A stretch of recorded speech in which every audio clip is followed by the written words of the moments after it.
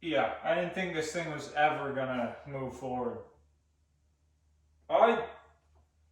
It's been a while, but luckily I have it. I'm not gonna go into detail. I just want to start working on this engine. For all you nerds who want to know what this camshaft is, dash 8, or sorry, 08-500-8. That's the number for the camshaft. So go research it if you want to know the specs on it, because I'm not going to tell you. Anyway, we're good to go. I'm in a good mood. I just want to wrench, and that's what we're here to do. So let's do that.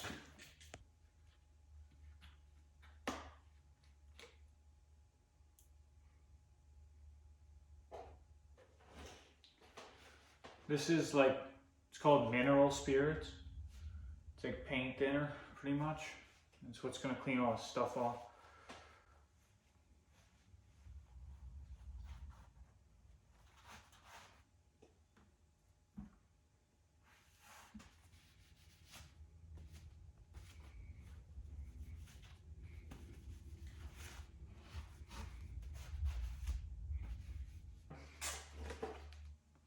Soak that good. Oh, this shit's kind of toxic, man. I'm getting dizzy in here.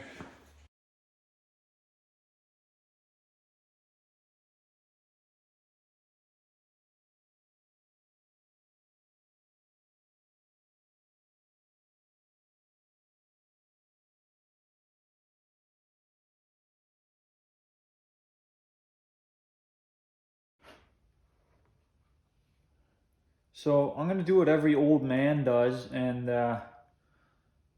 soak my roller lifters in oil. I don't know. I heard some people say there's no point. Other people say there is a point. But I'm just gonna do it for the hell of it. Because I don't see it being bad for it. I guess we didn't quite sauce it up enough, so we gotta add some sauce. Some extra sauce on her. I've probably removed another cam like 3 or 4 times with the same engine. So this is a big moment.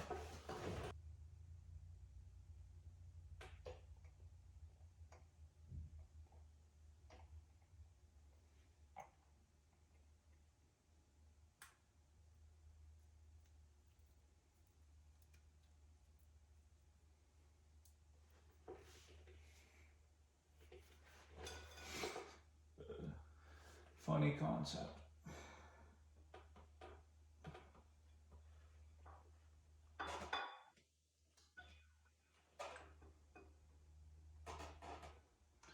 This is always the hard part because every load has to make it through. You know?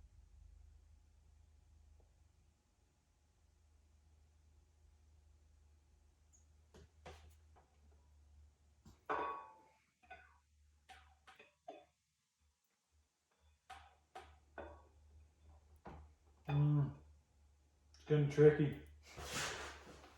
Have to change our angle a little bit, I think.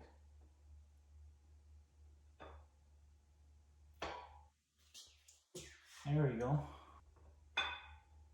Oh, it's getting tricky, it's getting tricky. I gotta be careful though not to damage it, right? Because you see how it gets hard every step you gotta go. This camshaft is in a perfectly bored straight line. So it's gonna get a little tricky towards the end here.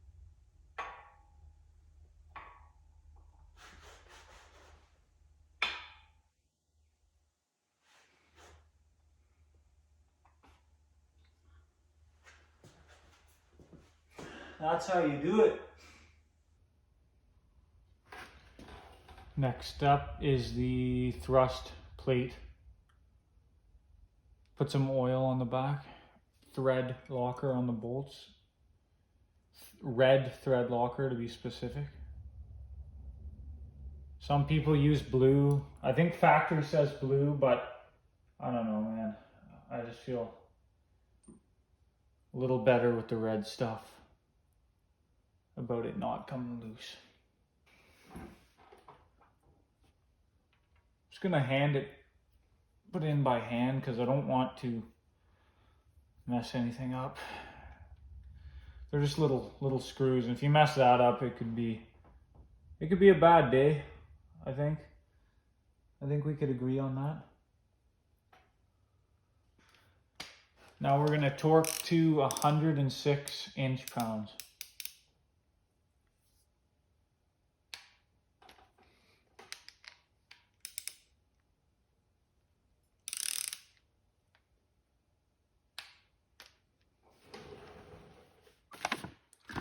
I'll just ever so quickly show you the timing for this setup. So you can actually degree the camshaft, so retard the timing or advance it by a couple degrees, which we're not doing. We're doing the regular timing, so up. Sorry, it's kind of hard to see, but factory keyway. So it's going to be that hump right there. And then to do factory timing, basically you line up those two marks, factory keyway with those two dots, and that's timed.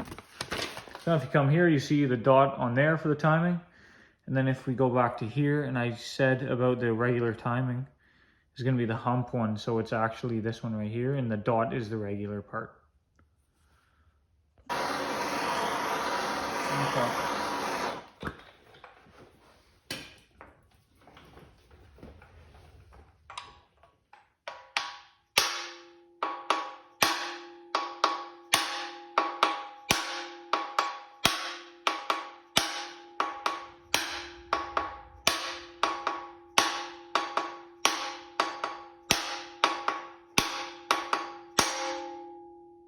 Hear the noise? That tells you you're all the way on. Okay, good sign. Everything's working. So here's the cam sprocket. So I put this on like this. This is how we're going to time it. Like we said on the paper, we want these two dots to line up. So I reposition the crankshaft so it's in line with the dots. And then basically I put this gear on, turn the cam like this until we're lined up to the dots. Now you remove this, so now we know it's pretty much timed. So now we have to take the chain, basically,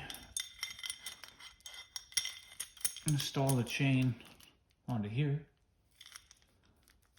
You want to turn it until the dot's facing downwards, and then you got to hook it on and everything should be in line, and then you thread the bolts in.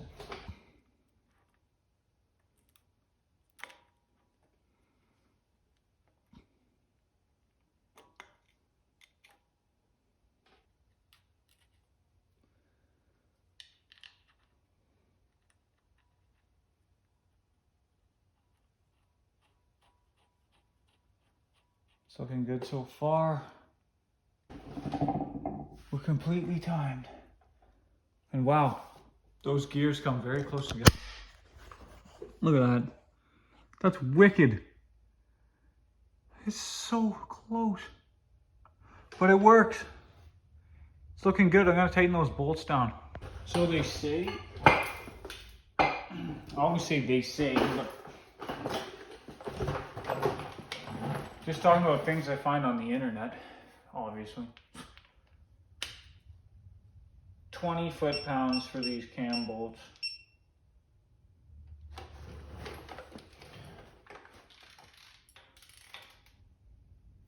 This time we got the snap-on tool out.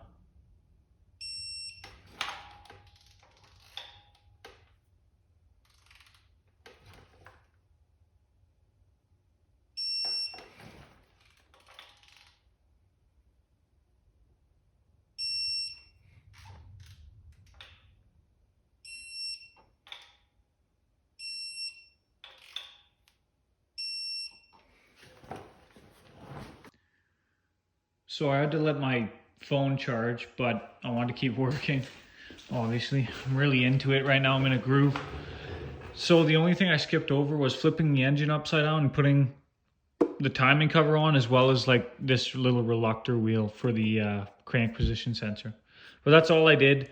Torqued it to spec, put some silicone around there, made sure it was all in line, and tightened it down. It's good to be back. It's good to be wrenching again. And I look forward to posting more videos about this job. Thanks, guys. See ya.